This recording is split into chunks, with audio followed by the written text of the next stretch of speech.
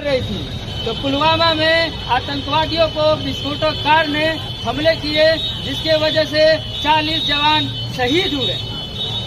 14 फरवरी को पूरा विश्व प्रेम दिवस वैलेंटाइंस डे मना रही थी, हमारा देश भी मना रहा था।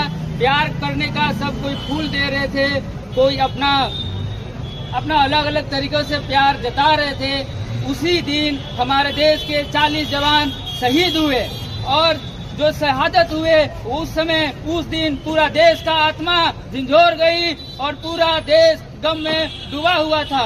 और हमें याद रखना चाहिए कि उस दिन विश्व में जब प्रेम दिवस मना रहा था तो किसी माँ ने अपने बेटा खोए, किसी बच्चे ने अपने पिता खोए, किसी ने अपने भाई खोए और किसी पत्नी ने अपने सुहाग खोए। सुहाग उनकी सूनी पर गई और 2 बूंद आंसुओं के 2 बूंदों से समुद्र भी हारा था जब मेहंदी वाले हाथों ने अपने मंगलसूत्र उतारा था।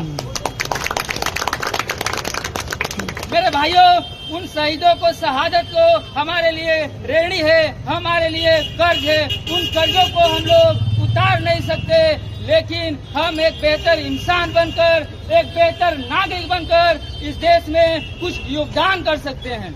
हमें 6 साल हो गए, लेकिन ये बहुत दुख के साथ कहना पड़ रहा है कि जो 300 RDX भारत में आए वो कहाँ से आए। हमारे ही देश में हमारे जवानों पे हमले हुए, जो जवान हमारे हिफाजत का काम करते हैं वो RDX कहाँ से आए, ये हमें सोचना चाहिए। और हमें आज बहुत बड़ा महत्वपूर्ण दिन है, हमें ये बात अपने दिलों में सोचना चाहिए कि सैनिक से बढ़कर हमारे लिए कोई नेता नहीं, वो हमारी सुरक्षा करते हैं, तब जाकर हम लोग हिफाजत से अपने घर में रहते हैं।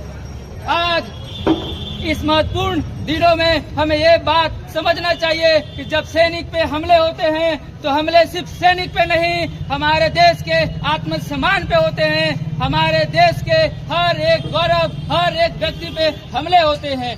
हमारे लिए सैनिक से बढ़कर और कुछ भी नहीं।